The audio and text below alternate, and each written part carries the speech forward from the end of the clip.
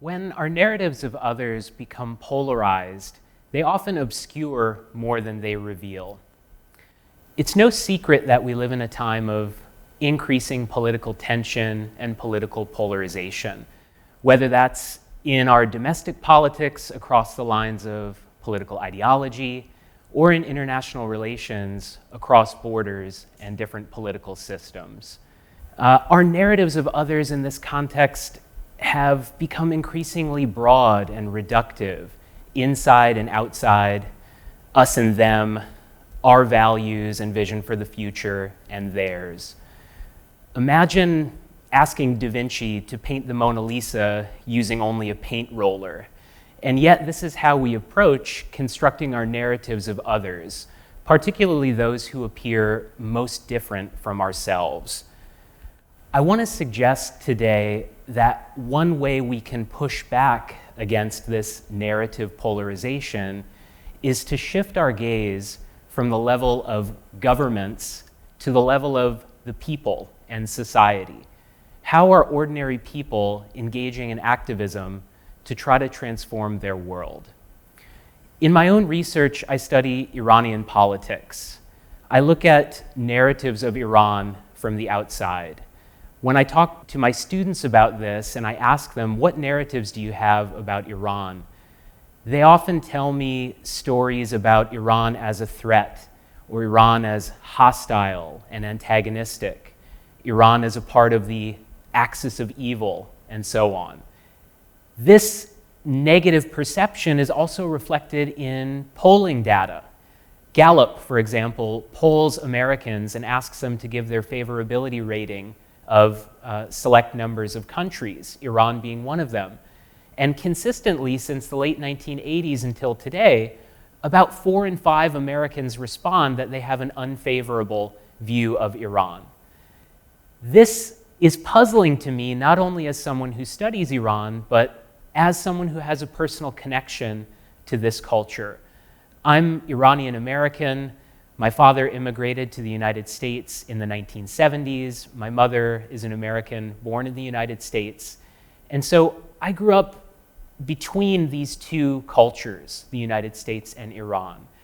And the narratives I saw in the media and later in the academic and policy literatures about Iran stood starkly at odds with my own experiences with Iranian people. And I began to wonder what could be gained if we put away the paint roller and took out a more nuanced brush, so to speak, to our understanding of Iran. I want to tell you about 3 social movements in Iran, movements for environmental protection, for gender equality, and for economic justice, which all demonstrate that Iranians, like Americans, and indeed like the international community, are facing many of the same challenges and have very similar aspirations for what they would like a future society to look like. Before I move on to tell you about these 3 movements, I want to share with you a personal story that got me thinking about the differences in government narratives versus the narratives of people. So imagine the scene. It's a hot summer afternoon in June 2013. I'm in Tehran, the capital of Iran, and I'm heading to a restaurant. My relatives assure me that I have to try this specific dish called kale pache, which means head and feet. They say this dish is going to help cure my jet lag and give me a lot of energy. The dish is made from boiled sheep's head, eyes and tongue and brain included, and boiled sheep's feet, and then some combination of vegetables. As someone who's not a particularly adventurous eater, I thought this was going to be the most interesting thing to happen to me on that day. We went to the restaurant, and I remember the front facade of the building was floor-to-ceiling glass, so you could see right out onto the street. It was a narrow restaurant with a long counter behind which there was many boiling pots emitting a lot of steam and all kinds of aromas that were unfamiliar to me. So my cousin and family friend and I sat down and we had our meal, and I actually really enjoyed this new dish. As we finished up our meal, I looked out the front of the store, the front of the restaurant, and noticed more and more people filling the street. Far more people than should have been there on a typical Saturday afternoon. Then I glanced up to the television in the corner of the room and saw a government official standing behind a podium. And we realized he was announcing the election results. The presidential election had just taken place the day prior, and the results were in. The more moderate candidate favored by reformists in Iranian society, named Hassan Rouhani, had just narrowly crossed the 50% threshold he needed to win the election outright and prevent a runoff.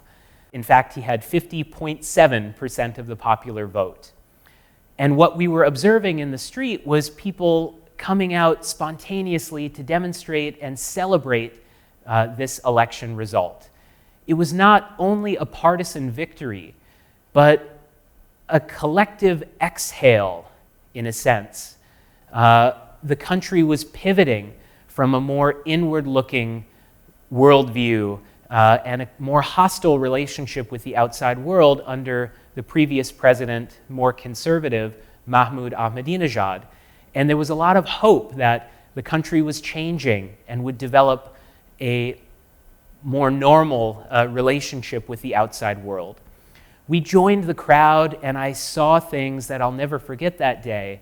I saw cab drivers standing outside of their cars, stuck in a large crowd of people. They couldn't move, honking the horns, not out of frustration, but out of joy to be part of that scene. Shopkeepers coming out of their stores, offering trays of tea and other sweets and goodies to the crowd, and listening to the people chanting about change and about their hopes for the future. I thought, where have I seen such a crowd before? And what came to mind was 2008 in the United States, after the presidential election of President Obama. We saw similar crowds. I was a college student at that time, and I remember in the city where I was located, a similar spontaneous demonstration in response to the election result. So what I learned was, if we can shift our level of analysis from governments and official government narrative, and instead look at what's going on among everyday people, what's going on at the level of society, what I saw on the street in June in Tehran that day in 2013, how much more could we gain in terms of the sophistication of our understanding of others? I want to shift now and tell you about 3 social movements that emerged during Rouhani's presidency, which is now currently coming to an end in its final year. There'll be another election in Iran in summer 2021, but that's a story for a different day. The 3 movements I want to talk about all challenge our existing narratives of Iran and all provide lessons for our own activism here in the United States and elsewhere. The first movement I want to speak with you about is the environmental movement. And in particular, I want to tell you about a group called Nature Cleaners. This group started as a result of a Facebook post. A man named Kazem Najarian, who's affectionately known as Uncle Kazem, took a trip to a lake in northern Iran in 2012 and was so appalled by the trash and debris and litter that he saw in this natural setting, he made a Facebook post about it, decrying the environmental degradation that he observed. The post, as I said, quickly went viral, and people began to say, let's do something to address this. Let's not wait for government to respond. Let's take matters into our own hands. And so the group Nature Cleaners was formed. And here you can see an image from one of their cleanup actions. You can see people of all ages, all genders participating in the group, which is very inclusive. And essentially what they do is go out to some public space in a day or in an afternoon and clean up the litter, You can see their slogan in that image, "Less litter, live better."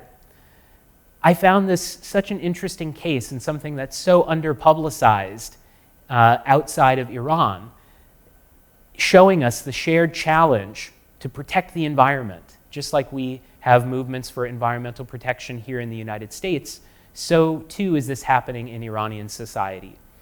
Folks who have been interviewed with nature cleaners report that their activism makes them feel more trust and makes them feel a greater sense of self-efficacy, that their action matters and that they're working to produce meaningful change in their society. So I think looking at Iran in this new way, we learn an important lesson, and that is that small actions matter. And it's important for us to take direct action in response to a challenge we perceive.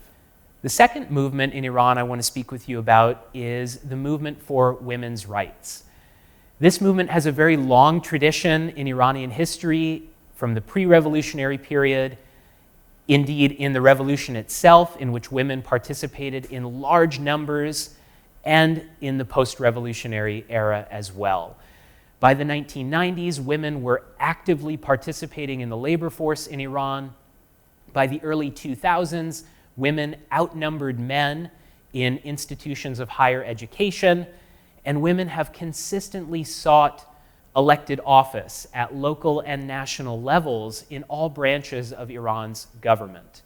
It's true that many of their candidacies have been blocked by a body called the Guardian Council, one of which functions is to vet candidates for elected office. But this has not deterred women from engaging in political action. If institutional channels have been closed, they've shifted to social action outside of the institutions of government. One example I want to share with you today is a movement called the White Wednesdays campaign. This was started in 2017 by an Iranian journalist and activist named Masih Alinejad.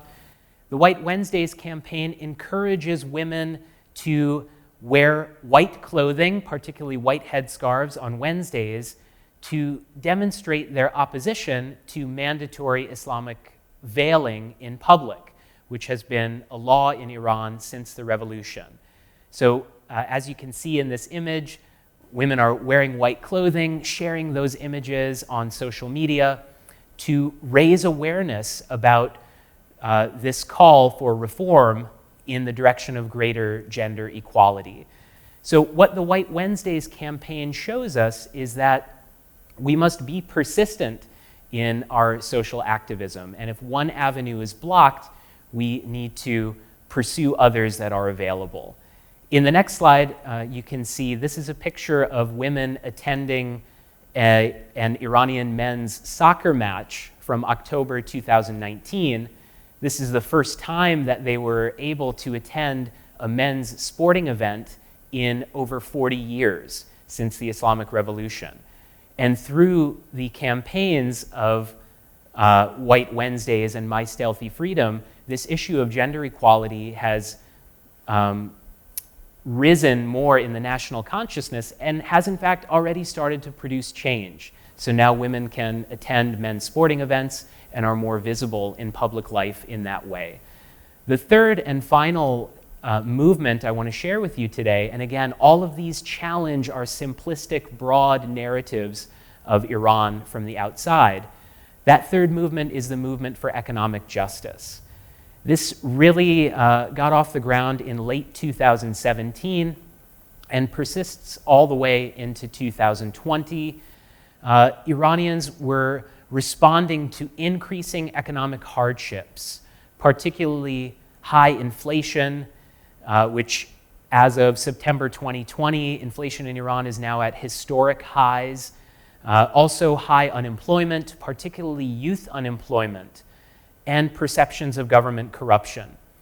In this first image from June 2018, you see protesters gathered outside of the National Bank of Iran, demanding reform and demanding greater accountability from government and from financial institutions for the economic hardship experienced by everyday people.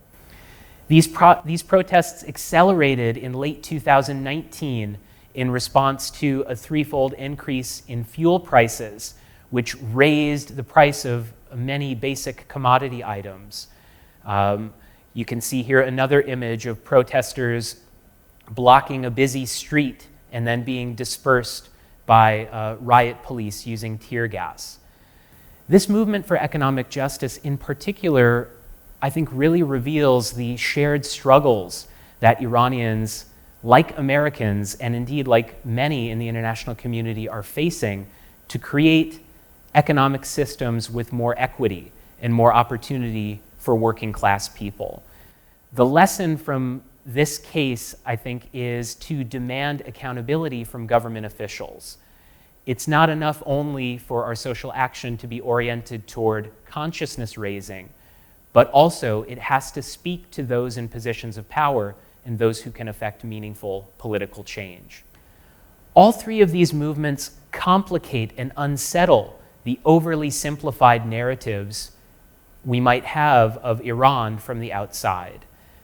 As I conclude, I want to encourage you to think back to the 2013 post-election scene that I described to you, that I got swept up in on that hot afternoon in Tehran in June 2013.